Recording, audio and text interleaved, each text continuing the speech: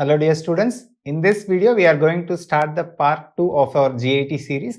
So in the part 1 we have discussed about the structure and functions of the GAT, and very important two questions are there. I would always say that GAT movements is very important, and GI secretions also, especially the gastric secretion and peptic ulcer disease. That is very important. Now let's start our part 2 sessions of today.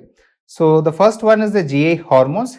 Here we will be discussing about GI hormones, the physiology of digestion and absorption of nutrients, and dietary fibers and gut-brain axis. So today's topic is GI hormones. So coming to the GI hormones, the simplest classification of GI hormones, which is based on the structural and the functionality, they are divided into three different groups.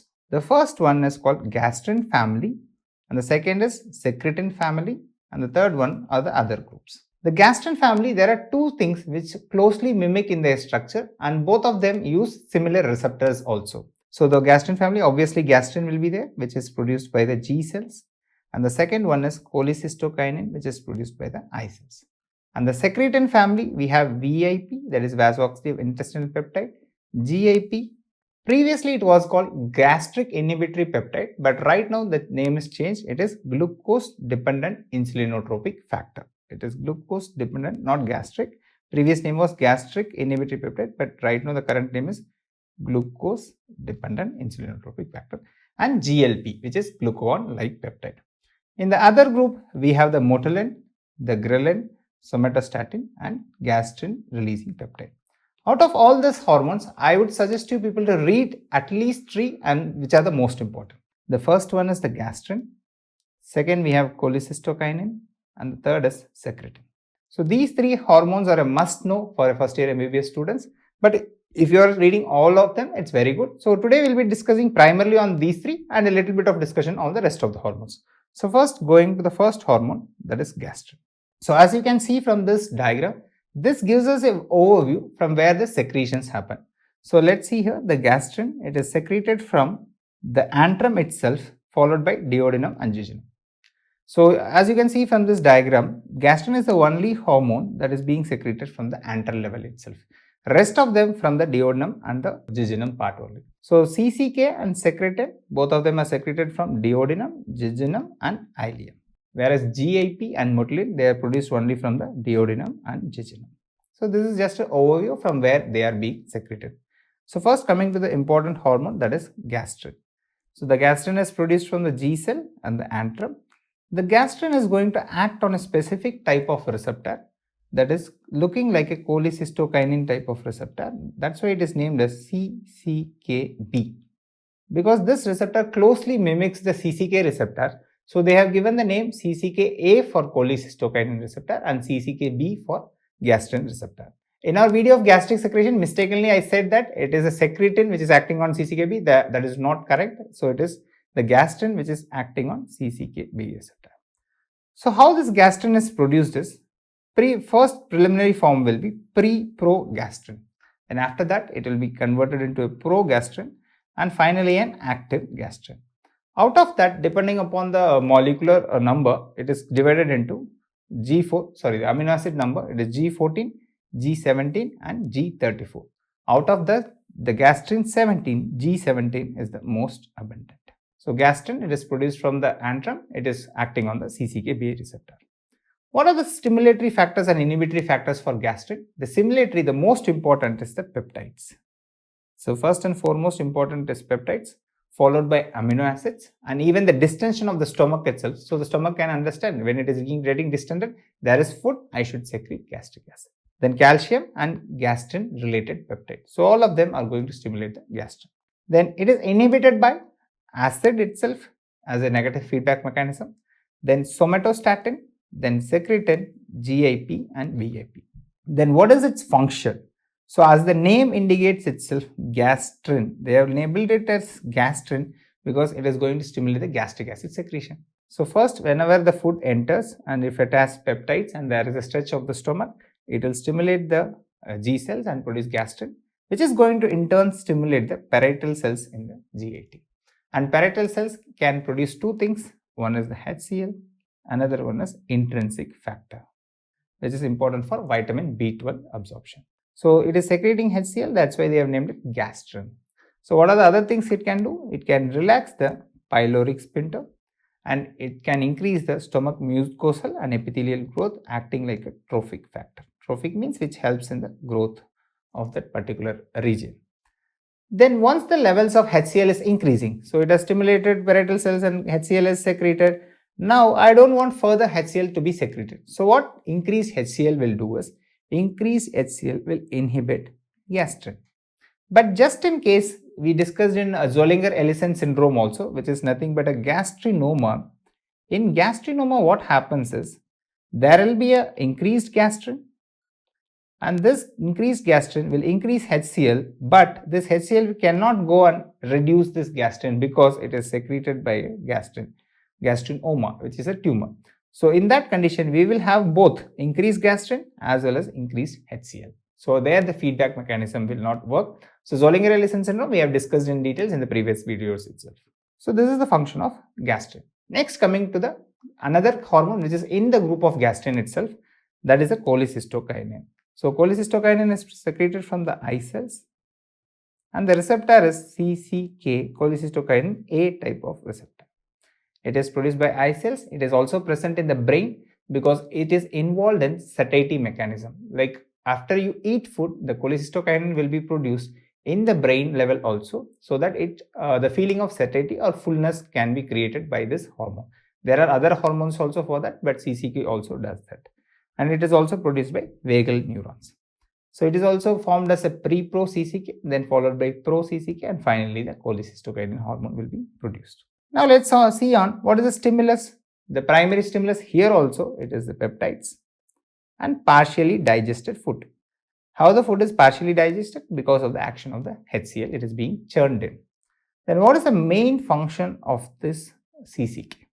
Many students, when this question is asked, what is the first and foremost function of CCK? Many of them, they always keep on saying contraction of the gallbladder.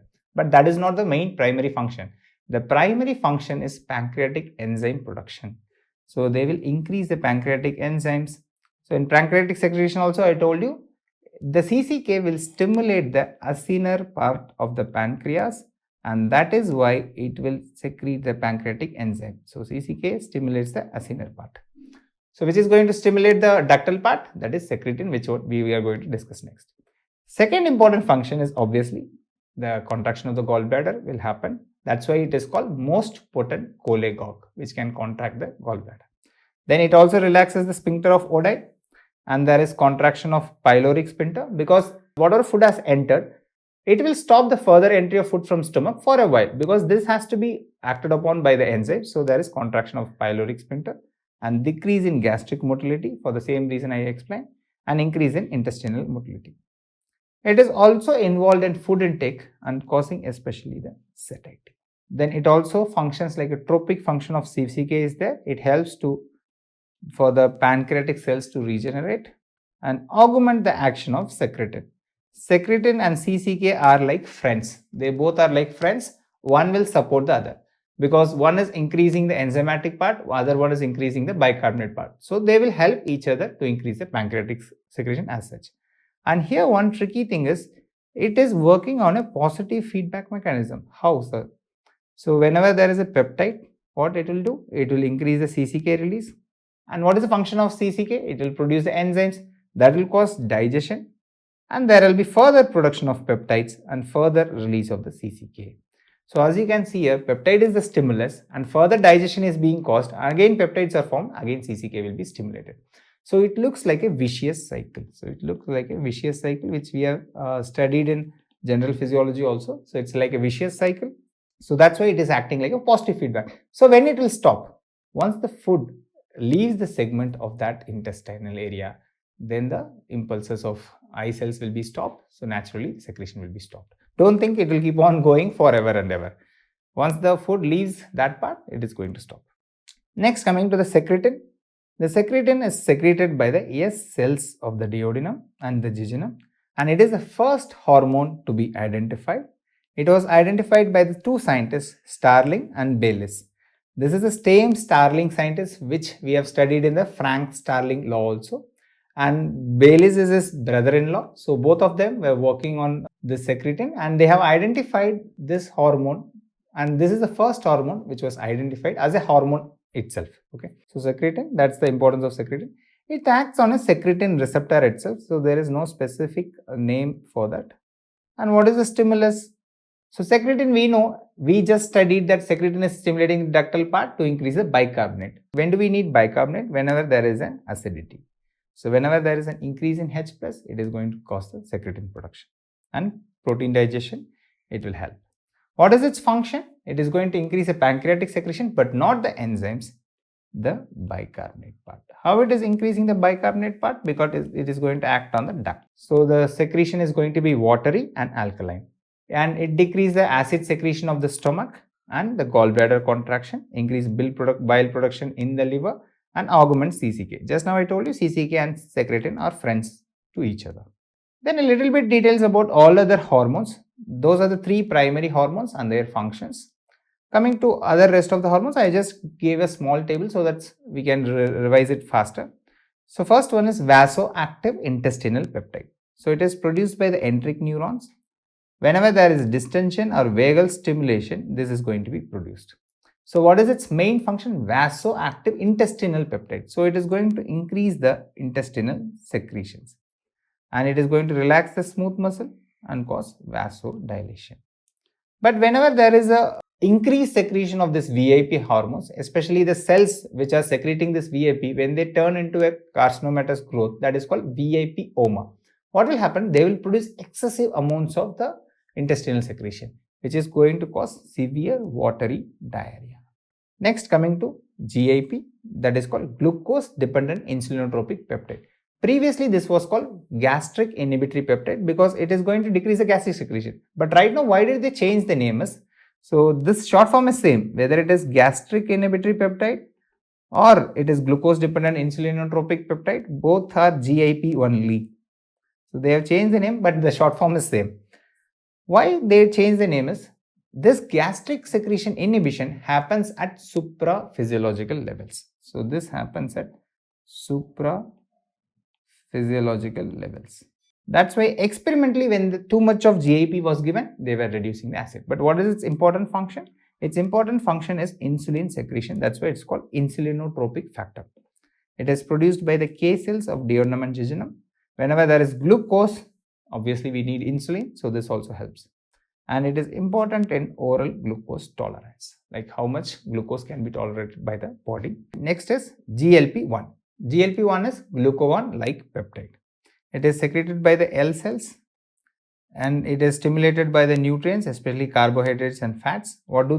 They are going to increase the insulin secretion. That's why these days, some of the substances are called incretin-based therapies are being introduced by for the diabetic patients, wherein some of the drugs, they will act like general glucose and they will increase the insulin levels. So it's more or less like a physiological function. So that's why they are called incretin-based therapies. These are substances which act like a natural glucose and increase the insulin levels. So increase in insulin, decrease in the glucagon, that is again advantageous, and it slows gastric emptying, increases satiety. So if it is increasing a satiety in a patient, the patient level of consumption of food is going to go down, which in turn is going to help at diabetic patients. So this forms the basis of GLP-1 analogs which are used in diabetics. If you know any GLP-1 analog, you can put it in the comment section. I'll be happy to say whether it's correct or wrong. So next is motilin. Motilin we have already discussed in detail in the chapter of GI motility itself. It is produced by the MO cells. It is not M cells, it is MO cells of the small intestine. And it is produced whenever a patient is in the fasting state. It is called interdigestive period. What is its function? It is acting like a housekeeper of the GIT. And this motilin activity is increased by erythromycin. So whenever you prescribe a patient a drug like erythromycin, they will feel like as if their tummy is having some kind of abnormal motility continuously. Why? Because motility is like housekeeper of the gut. So that small movements are going to happen continuously because of these drugs. Next, coming to the ghrelin. So this ghrelin is just opposite of, there is another one which we are going to study, that is leptin. What is this function of this ghrelin is? It is produced by the GIT. When it is produced just before eating the food. So whenever you are in a fasting state, what is going to happen? The stomach is going to produce ghrelin. What is the function of ghrelin is it will increase the levels of appetite. It increases the level of appetite and it increases the release of GH also. That's why it is called hunger hormone. So ghrelin is hunger hormone and leptin is called satiety hormone because leptin is produced by adipose tissue, which we'll study in when we are studying about the hypothalamic functions on the food behavior mechanisms. So ghrelin, it is produced from the GAT, it will create hunger. So once you eat the food, some of the food deposits or the mechanisms of adipose tissue will get activated. They will say that now this patient is having too much of food and leptin will be produced. They will go and stop the hunger hormone and they will go and stop the hunger area and cause satiety. Another satiety, just now we saw CCK also can cause satiety. Next, coming to somatostatin, it is produced by the D cells and what is its stimulus? Whenever there is an increase in acid. So there is an increase in acid, so this will decrease the acid. And it is called universal inhibitor because somatostatin, when you read somatostatin anywhere, it will always try to decrease everybody else. So it decreases gastric acid, decreases pancreatic and decreases other hormones. And somatostatin analogs like octreotide are used clinically for many diseases, especially when there is excessive secretion of any hormone. If I give a somatostatin, it is going to decrease release of that particular hormone. Then GRP, it is called gastrin releasing peptide. It is produced by the enteric neuron. As the name indicates, it is going to increase the gastrin levels. And it is stimulated by the vagal stimulation. So the vagal stimulus, whenever it is there, it is going to release GRP also, gastrin releasing peptide, which will in turn enhance the effect of gastrin release. So this is all about the GI hormones. This is the primary three important hormones are CCK, cholecystokinin, gastrin and secretin. Other hormones just have an overview, that is good enough. I hope it's clear. If you have any further doubts, please do drop it in the comment section. I'll be happy to address it. Thank you so much.